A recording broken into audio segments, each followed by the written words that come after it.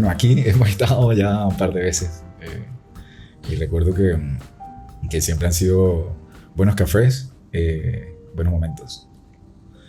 Mucho. Sí. Y bueno, habíamos también tenido la idea de que podíamos conversar acerca de la literalización en sí, que era un tema al que más de una vez te he escuchado ponerle atención y destacar de repente lo importante, ¿no? Que es al interpretar algún concepto, alguna idea. Pareciera como ser también la puerta a unas cuestiones que pueden llegar a ser preocupantes, como el caer en el sectarismo, el caer en los extremos, en caer en el fanatismo, ¿no? Como pienso que es como una puerta también para llegar allá según cómo se interpreten las cosas. Con la búsqueda de respuestas, con darle forma a una idea, con intentar comprender la realidad. Y pues te pregunto así como si le encuentras relación al tema de la literalización con esto que acabo de decir de repente. Sí, sí le encuentro relación. Si nos ubicamos, como tú dices, en un contexto que no sea el de las polarizaciones, o más bien, cuando nos ubicamos en las polarizaciones, pues ahí es donde viene quizás las consecuencias que no son las que nos permitan tener más conciencia, tener más apertura, porque cuando hablamos de literalizar es porque estamos leyendo o entendiendo o interpretando de una manera objetiva ese contenido, sea el que sea, ya sea porque lo leo, ya sea porque literalizo una frase que tú me dices, porque lo veo en cualquier expresión artística, en fin, lo que sea.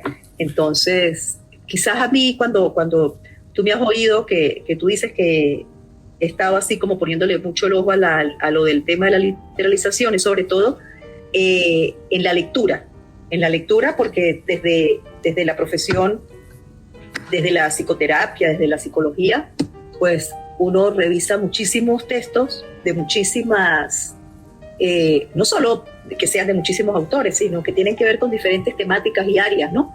Y en algunas, por supuesto, lo que uno va a leer tiene una comprensión objetiva de eso que uno está leyendo, pero en otros, si uno literaliza, es donde puede sucumbirse, por decirlo de alguna manera, en quedarse muy, muy, muy pegado quizás en eso que se está interpretando y no permitirse ver otras opciones.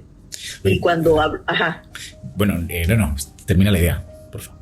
Que cuando hablo de esto, a lo que me refiero es, por ejemplo, a la literalización versus la simbolización. Si yo leo algo de un mito, por ejemplo, que es lo que nosotros nos hace a veces acercarnos a este tema, cuando leemos los mitos, sea el mito que sea, de la cultura que sea, de la religión que sea, si lo literalizamos, entonces nosotros no podemos simbolizar, no podemos traspolar y no hacemos uso de las metáforas o no las tomamos en cuenta y nos quedamos estrictamente con lo que dice. Y eso, por ejemplo, lo veo mucho cuando nosotros leemos los mitos que tienen que ver con las religiones monoteístas. Si nosotros leemos la Biblia, por ejemplo, y literalizo lo que dice la Biblia con respecto a cómo se debe tratar determinada situación, yo me puedo quedar solamente con eso y no ir más allá y no pensar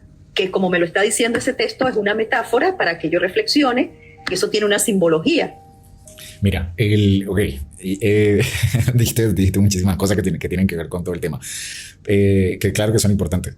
Fíjate, buscando acerca de este tema, acerca de un significado o de algunos significados de lo que es la literalidad, encontré alguno que dice que es la fidelidad a las palabras de un texto o al sentido exacto y propio, ¿no? Ok, como que muy conciso, muy concreto. Hay otro que dice, que tiene también otro enfoque, que dice hacer las cosas o exigir el cumplimiento de las normas al pie de la letra, o sea que no se admiten variaciones o cambios, al literal con todas las exigencias o condiciones. Entonces, Este segundo suena mucho más dictatorial, obviamente. No te permite que sea de otra forma, ¿no? Que lo relaciono mucho con esa visión de la que estás hablando, de que no te puedes permitir otras opciones, no te puedes permitir otras realidades.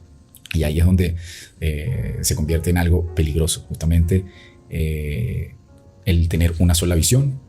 Y bueno, a mí este tema, si lo llevo a mi línea de tiempo y trato de recordar cuándo fue el momento en que tuve el primer choque con la literalización, fue con la religión católica. Al escuchar el cuento, que ya podría decir que es metafórico, de Adán y Eva, donde para mí cuando lo escuché pues no tenía sentido, nada de sentido.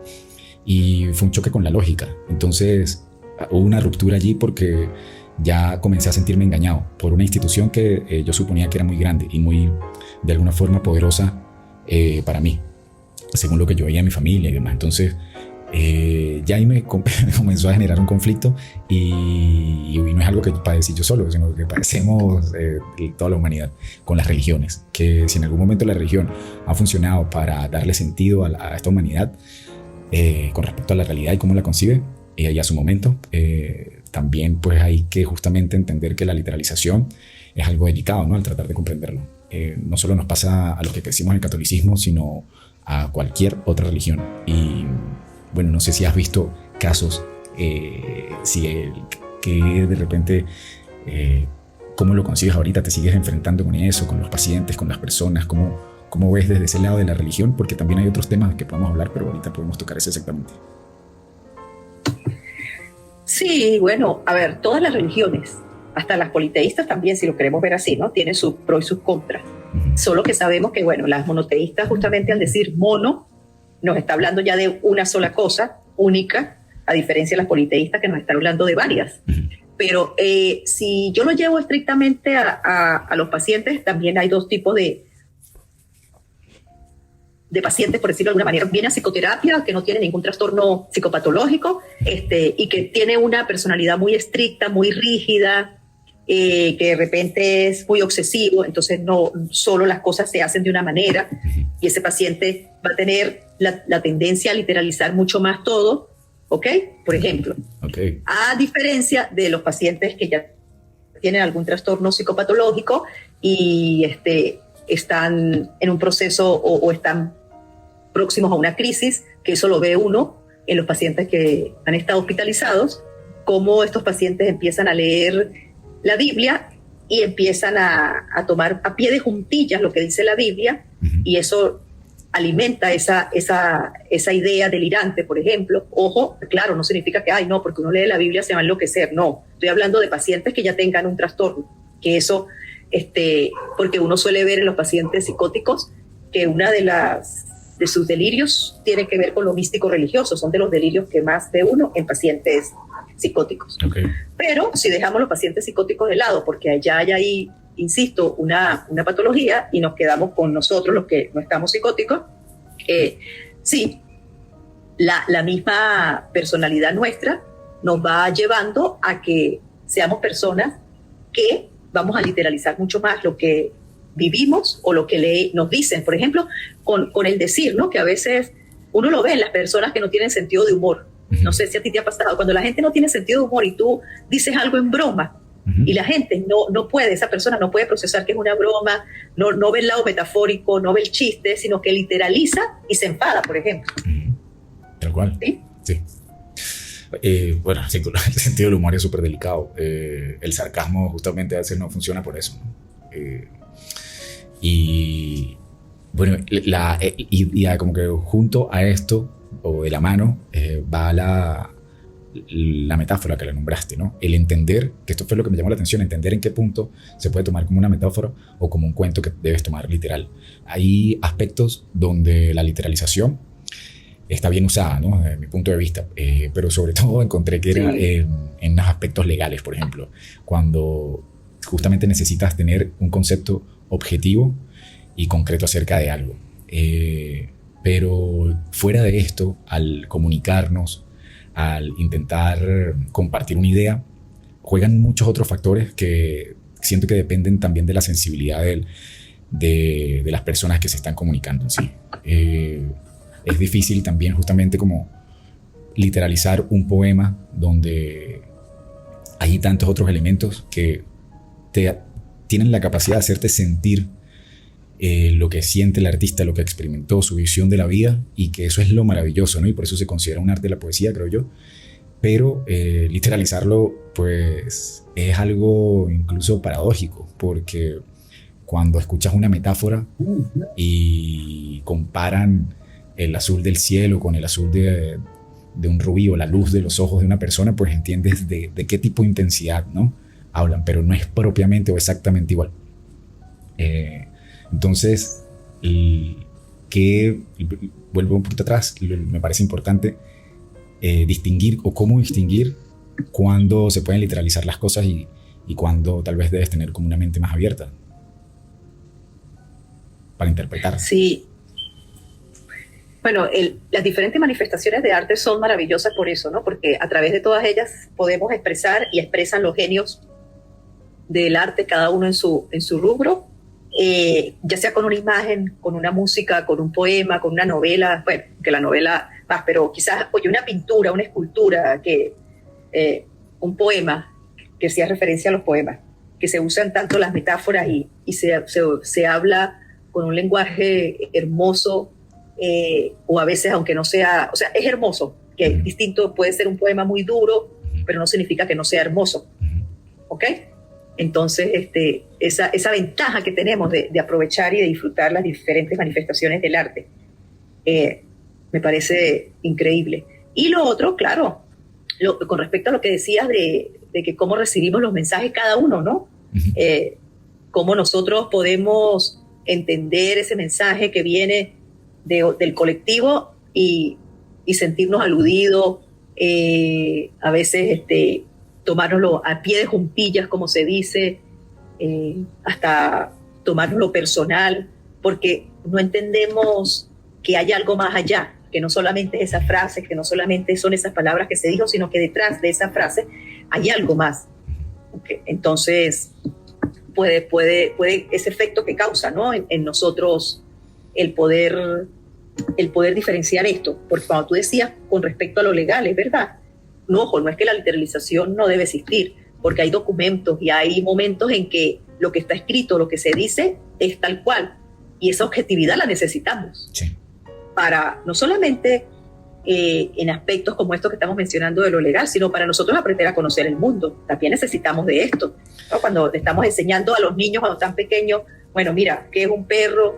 Y el perro tiene 4 patas y el perro tiene esto y el perro se caracteriza porque este es el ladrido del perro.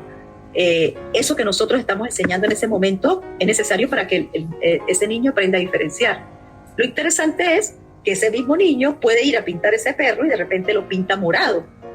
Y ahí es donde viene lo otro, creo yo, que cuando el niño pinta ese perro morado o el niño pinta ese sol azul, el adulto le diga que el sol no es azul, y ahí está empezando también a socavar la imaginación del niño, porque el niño puede pintar el sol azul y expresarlo en ese color y expresar qué siente con respecto a ese sol. Sí.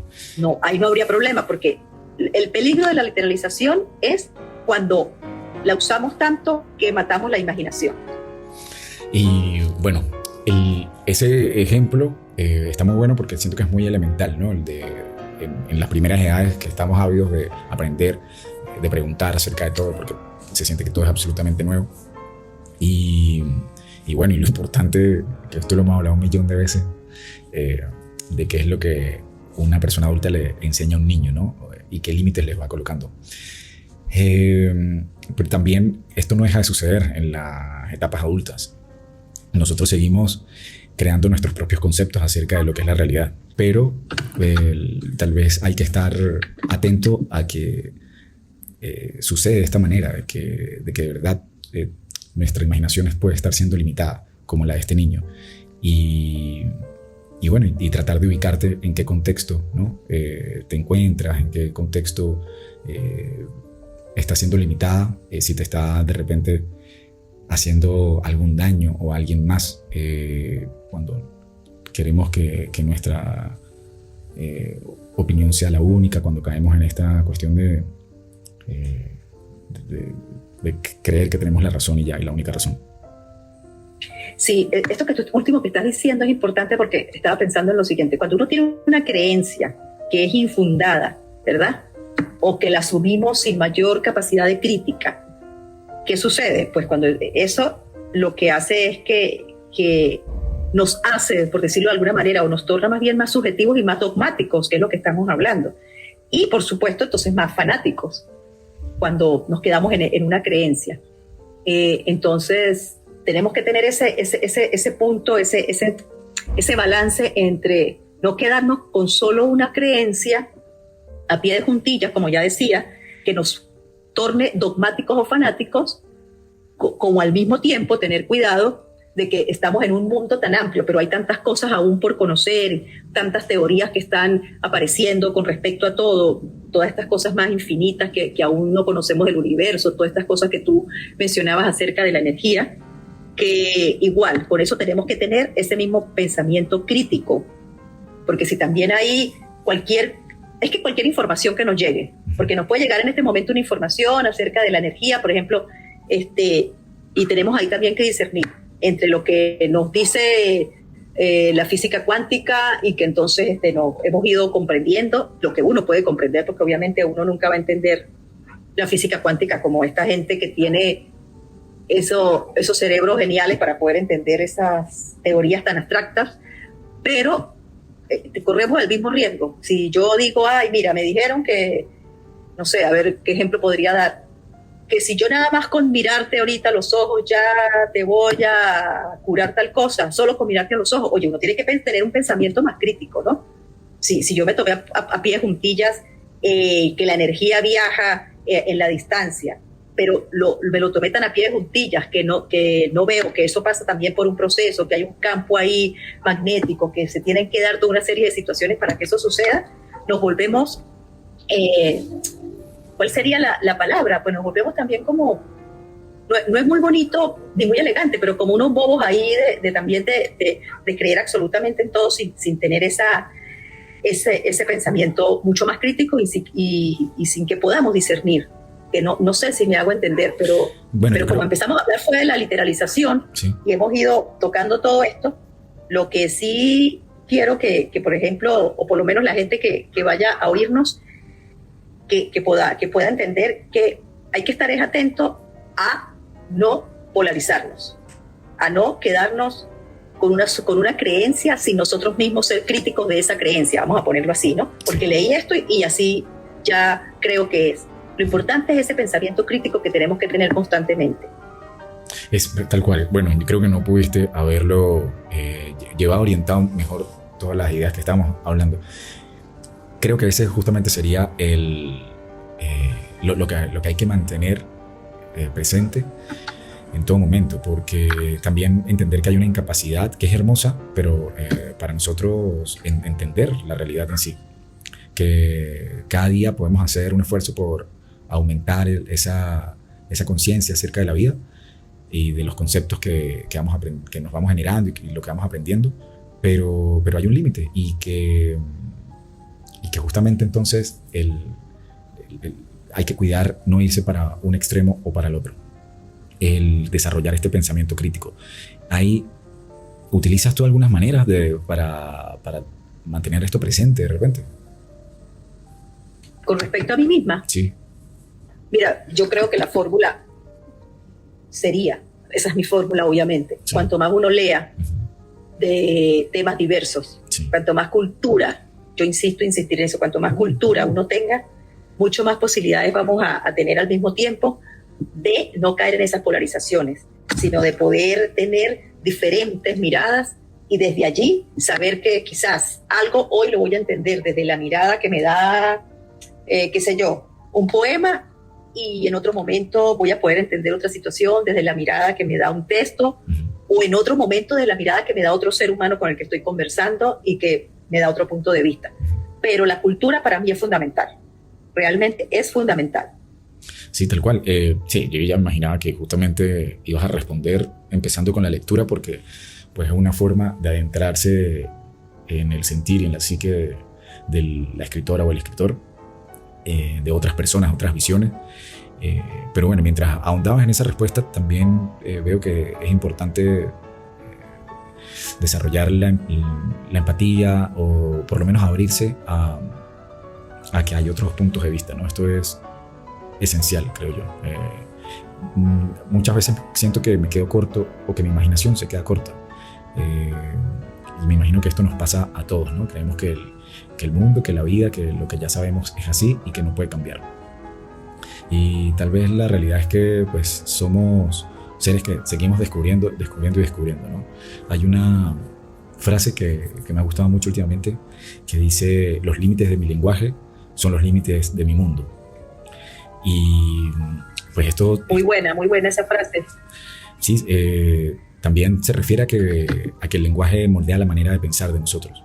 O sea, el lenguaje produce imágenes, produce emociones y que nos hace llegar a diferentes estadios las palabras que usamos, las maneras en que las usamos. Entonces, nosotros al literalizar, pues también estamos cayendo en esto, ¿no? Claro, pero esta frase que tú acabas de mencionar está fabulosa y encierra lo que estamos hablando, porque cuando tú hablas ahí de los límites de mi lenguaje, ¿cuáles van a ser los límites de mi lenguaje? Si yo no leo nunca, si yo no tengo esa cultura, los límites de mi lenguaje, valga esta expresión que no se oye muy bien, van a estar muy limitados, ¿verdad? Porque que va a depender, esos límites del lenguaje van a depender de la cultura que yo tenga, de los libros que lea, que es una de las cuestiones que hoy en día a muchos nos preocupan.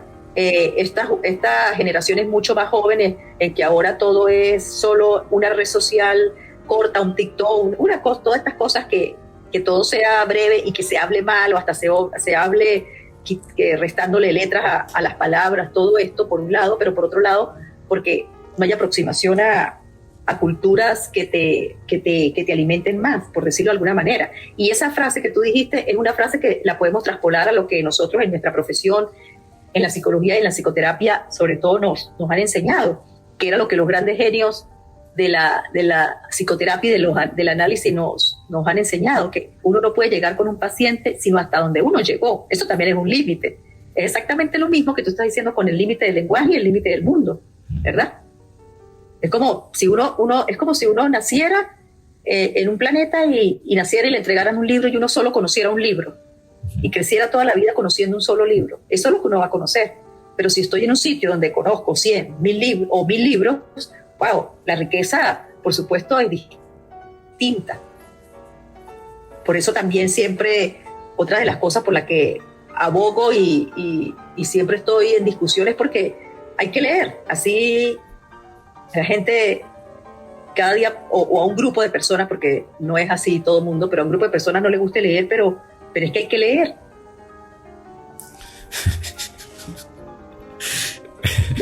Claro. Yo te entiendo, obvio, pero ¿por qué lo dices? ¿Por qué defiendes tanto la acción de leer?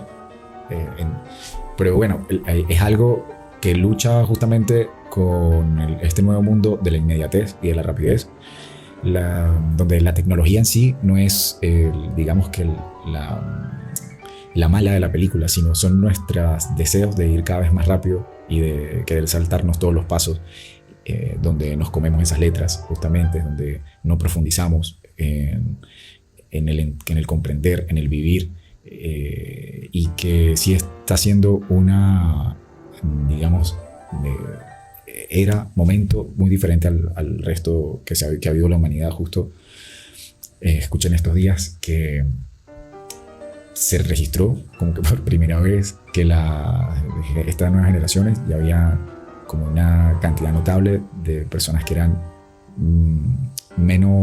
que tenían un desarrollo intelectual menor al de sus padres.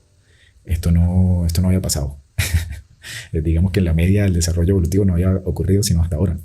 Y se habla mucho, pero no estamos haciendo como que nada al respecto, siento yo, ¿no? Obvio que tiene que empezar desde cada uno de nosotros, de repente la preocupación por seguir ampliando nuestro universo interno, porque justamente repitiéndonos esta frase que nombramos, entendiendo que como concibamos la vida, digamos que las dimensiones que tiene esa vida pues van a depender mucho tanto del lenguaje que yo manejo como de la cultura que yo consuma, ¿no? pero no sé, puedes hablar un poco más de qué es lo que crees que sucede en ti cuando lees, porque no solo es hablando de la literalización, sino que sé que le encuentras muchas más bondades a la lectura en sí, y que no es como que sugerente para las personas, ni menos para las personas jóvenes, no es atractivo y resulta fastidioso, pero debe haber algún clic, ¿no?, que te hace en un momento el leer que tú dices, ah, no, esto es realmente diferente a ver una película, esto es realmente diferente a escuchar una canción. Sí, mira, bueno, a ver, cuando yo hablo de leer, eso que tú dices de la tecnología, claro que la tecnología no es la mala en la partida, es como todo en la vida, ¿no? Cómo lo usamos. Entonces, yo digo, uso la palabra lectura, pero también se me ocurre, hoy en día que hay tantos audiolibros, de repente tú puedes estar en tu casa, no sé, haciendo los oficios del hogar y colocar un audiolibro, y lo estás oyendo mientras que estás trabajando en los oficios del hogar, por ejemplo, porque no tienes que estar pensando mucho, sino estás haciendo cosas más de logística, de práctica, y vas oyendo un audiolibro. Ya, ahí también es una manera de leer hoy en día, solo que no estás leyendo con los ojos, vamos a decirlo así, lees con los oídos, pero igual te puedes disfrutar una novela, un texto, ¿ok? Ahora, ¿qué es lo maravilloso que yo encuentro en la lectura? Porque uno vive 1000 historias, uno conoce miles de personas a través de la lectura, de situaciones, de vidas, porque cualquier texto que uno tome, hablando de novelas, cuentos, de los escritores fabulosos, ahí hay una psicología total en esa novela, en ese cuento, porque hay una serie de personajes, cada personaje tiene su propia psicología.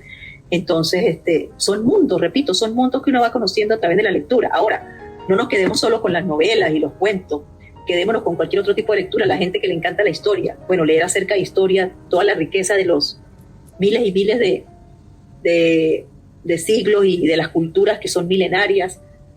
Y si te gusta la historia, poder saber de todo eso. O sea, en el área que sea, te puede interesar, qué sé yo, los aviones.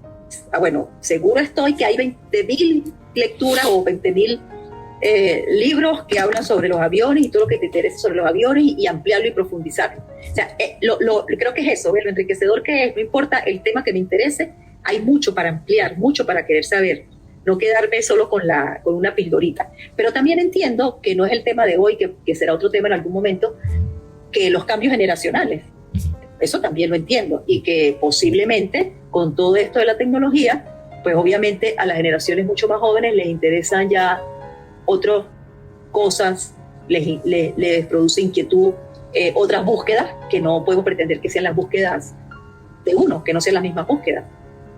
Claro. ¿Ok? Porque además, cuando hablamos de cultura, pues la cultura también se va transformando. O sea, la cultura no es, solo había cultura en el siglo tal, no. Todo es cultura. Depende desde la mirada o desde se me fue la palabra, desde no me llega, como veamos el concepto de cultura, porque es que hay diferentes conceptos de cultura. Entonces depende del concepto de cultura que ubiquemos, pues sí, todo es cultura. Sí, todo lo creado por la humanidad. Correcto, lo creado por el hombre. Y bueno, claro, va cambiando. Hay nuevas maneras de lenguaje.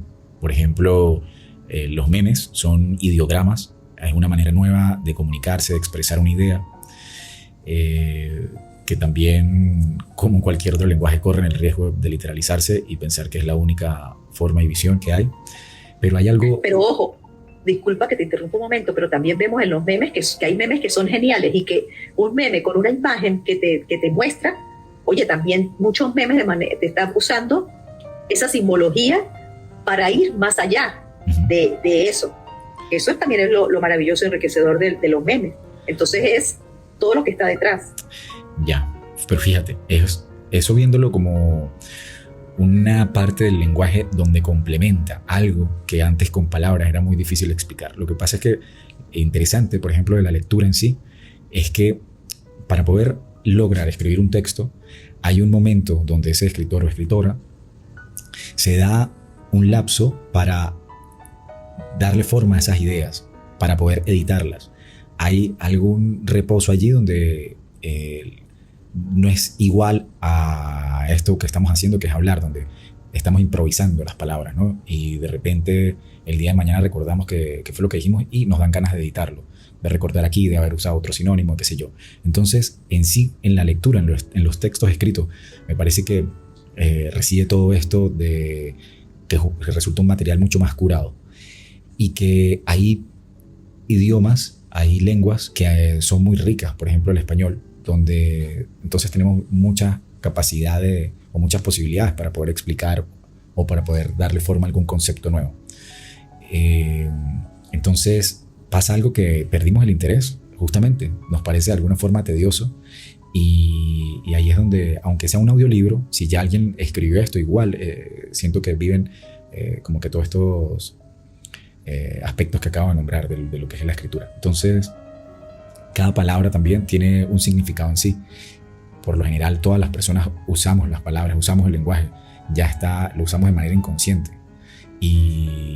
Pero son mucho más explícitos, mucho más concretos, mucho más objetivos que una imagen. Una imagen nos da también mucha información. Cuando vemos una película, si vemos a alguien vestido de rojo, si vemos a alguien vestido de negro, pero no es tan explícito nunca como una palabra. Nunca, o sea, no va a tener como que ese nivel de ser tan directo como una palabra. Y yo encuentro en ellas también un poder, porque las podemos usar a nuestro antojo. Nosotros podemos decirle a nuestro cerebro también cosas muy, muy, muy puntuales, más que cualquier otra imagen o símbolo que para nuestro cerebro es más difícil de distinguir, porque se manejan como a unos niveles mucho más abstractos. Eso me fascina de la escritura. Eso yo siento que interviene mucho en tu gusto por la lectura, por ejemplo, también. Sí, porque la lectura ya previamente a ese libro que tenemos en nuestras manos, hay un escritor o escritora que pasó por ese proceso de incubación, de pensar ideas, de plasmarlas, de repente de retachar y considerar que así no, que de otra forma, de dejar reposar durante horas ese texto que escribió y a ver qué continuidad le da. Y está esa incubación, está esa reflexión que quizás es lo que... A ver, porque ya va, creo que son dos cosas distintas, porque los escritores siguen existiendo gracias a la vida y siguen saliendo libros todo el tiempo. O sea, que el escritor en sí sigue estando ahí, ¿no? Lo que quizás aquí estamos viendo es el lector, ¿sí? La gente que quizás, no sé, no tengo idea porque no hay estadística, no tengo estadísticas, no sé si hay estadísticas de eso, de saber si hay. Pues uno dice, lo ve a nivel de docencia, que uno a veces ve cómo salen estadísticas de que, bueno, ahora los muchachos leen 20% menos de hace no sé cuánto. Entonces, ahí sí lo podemos ver. Entonces, es más en el lector, donde no está el interés, pero que va de la mano con esto que tú decías hace rato, de que como estamos en esta era tecnológica, que todo es rápido, que esto de bandas anchas, alta velocidad, ese tipo de palabras, entonces esto se riñe con tomarme el libro, con ir leyendo poco a poco un párrafo, con saber que lo dejo hasta aquí y después continúo y tomo de nuevo el libro mañana y de repente me regreso a ese párrafo que me sorprendió cómo estuvo escrito o lo que dijo y vuelvo y lo releo, ese tipo de cosas. Entonces ahí es donde va esto reñido una con otra, ¿no? Bueno, pero es que ahí está, una parte del problema, digamos, siempre es el cómo yo interpreto, ¿no? En el lector, como tú decías, y son cuestiones naturales de la comunicación en sí. Yo intento primero expresar una idea que no sé bien si la logro expresar como yo quería, ¿no? Ya hay como una primera cuestión que resolver. Luego llega a ti y tú la interpretas también con tus capacidades. Al final hay como que muchos filtros que pasan en todo el proceso. Pero estamos hablando que justamente yo puedo escribir una metáfora y alguien la literaliza y ya hay alguna manera, digamos, no ideal de poder captar ese mensaje que yo había escrito en un comienzo. Pasa con empezamos hablando de las religiones, de los textos sagrados, obviamente, pero hay algunos textos que están en la cultura popular, que son los refranes, que también has hablado acerca de eso, y que también están incrustados en nuestro inconsciente colectivo. Y creemos que la curiosidad mató al gato, por ejemplo, ¿no? Entonces ya como los pensamientos moldean nuestra manera de vivir. Si tenemos tan internalizado este refrán, por ejemplo, la concepción que tenemos acerca de la curiosidad, que es sumamente importante en la vida, que es vital, que sin la curiosidad la humanidad no estaría donde estamos hoy en día, viéndolo como un lado muy positivo, pues está en todo, fíjate, ¿no? Y que ahí es otro sitio donde está bueno poner esa atención de la que hablabas, de tener un pensamiento crítico hasta incluso en las cosas que llamamos por sentados como un refrán. Bueno, ese ejemplo que estás dando del refrán está buenísimo porque tiene que ver con eso, ¿no? De tener una creencia. Por ejemplo, si la curiosidad mató al gato y yo tengo esa creencia incrustada, entonces yo no voy a ser curiosa porque me da miedo descubrir algo que me asuste, que me aterrorice, que me haga daño. Pero si no me quedo justamente en esa creencia y trato y puedo, si lo logro, puedo, gracias a muchas cosas, ver que tiene varias miradas, que es lo que hemos hecho o lo que yo he hecho cuando coloco los refranes en el Instagram, ¿no? Sí. De darle algunas miradas y que no es la única, tampoco la que yo coloco, ahí hay muchas otras, pero siempre me gusta mucho los refranes por eso, porque tiene esa posibilidad de interpretarse de muchas formas. Pero tú lo dijiste, la curiosidad mató al gato. Alguien se puede quedar con eso y no ser curioso, y alguien decir, no, pero ya va, vamos a ver cómo es que ese gato murió entonces, que estaba haciendo el gato, que estaba investigando el gato, que lo mató la curiosidad, y entonces descubre cosas maravillosas. Y por eso es que, claro, la gente dirá, pero ¿por qué se tienen que hacer referencia a los textos religiosos, a los textos sagrados? Es que uno hace referencia a los textos sagrados porque cuando nosotros hablamos de la Biblia, por ejemplo, y aparece todo nuestro mito de creación en la Biblia, que Adán y Eva, y entonces, bueno, que la serpiente le dice a Eva que la tienta, pero perdón, Dios primero dice, mira, ustedes pueden hacer en este paraíso lo que quieran menos tocar este arbolito que está aquí, pero después viene la serpiente y seduce a Eva para que justamente tome ese fruto prohibido, y Eva lo toma. Entonces nosotros tenemos mínimo dos maneras de interpretarlo. Si yo soy dogmática, yo digo, no, de verdad que sí, somos unos pecadores y por eso tenemos que sufrir y pagar, porque es que Eva pecó y Adán pecó y nosotros no debimos Eva no debió haber probado el fruto prohibido, desobedeció a Dios. Eso es una mirada, ¿ok? Pero también está la mirada de que gracias a que Eva probó el fruto prohibido, también le dijo a Adán que lo prohibiera, y viene todas las consecuencias de que Dios dice, bueno, te ganarás el pan con el sudor de tu frente y tú parirás con dolor. Eso suena terrible, pero significa también transformación. Significa que ahí empezó la conciencia. Porque mientras que eso no sucedía, vivíamos felices en ese paraíso, Adán y Eva, pero sin tener conciencia. Ahora, esa es otra mirada, y es una mirada para los que trabajamos con el hacer conciencia, una mirada maravillosa. Pero bueno, habrá otras personas que, si solo se quedan en el dogma, pues dirán, no, eso no es así, usted está equivocado. ¿Okay? Ese es un buen ejemplo ya de todo esto cuando estamos literalizando. Sí. Bueno, es que justamente si la curiosidad mató al gato, eso nos ocurre también a nosotros. Cuando somos curiosos con algo y nos encontramos con una realidad nueva, muchas veces es dolorosa y liberadora también, al punto en que nos hace renacer como personas, ¿no? Nos crea... Claro, ¿por qué? Sí. Porque la curiosidad mató al gato, ese mató ahí. Si no lo literalizamos, lo entendemos como la transformación. La muerte como transformación. Y no nos quedamos en lo literal. Tal cual. Bueno, hay una película, no sé si la recuerdas, donde trabaja Jet Li, que es un actor asiático, se llama Héroe. Y en esa película hablan acerca de la palabra espada. Y ellos todos son guerreros. Están muy abocados también abocados a la escritura, a la caligrafía, y lo perciben como un arte. Entonces en cada trazo pueden ver mucha información, y ahí nombran cómo esa palabra tiene muchas maneras de interpretarse, porque no es la misma espada que utilizas para matar a un contrincante que en la espada que es una pieza de arte en sí, ¿no? De artesanía, por ejemplo. Y hablan algo de esto. Entonces el entender que la palabra o el concepto de morir puede también tener otros o puede tener otras dimensiones, pues yo que siento que nos ayuda también a, bueno, propiamente con eso de morir, a relajarnos un poco, ¿no?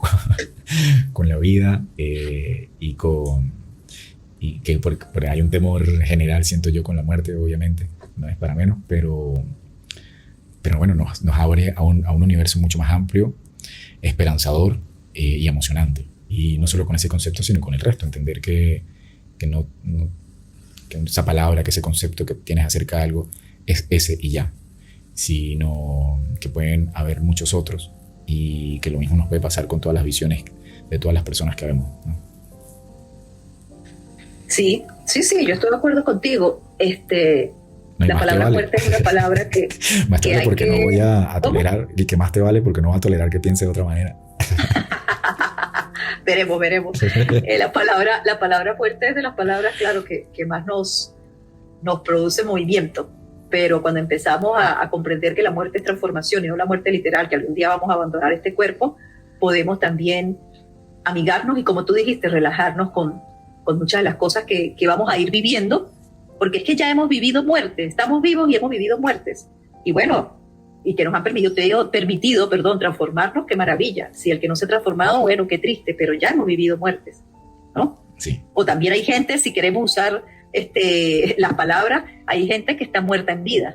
O sea, que vive porque respira, pero está muerta en vida, porque su vida, de verdad, es muy triste, muy infeliz, no siente ilusión, etcétera. O sea, imagínate todo lo que podemos hacer con la palabra muerte, ¿no? Y a veces alguien de esa muerte más bien renace como el ave fénix y es cuando empieza a estar más vivo que nunca.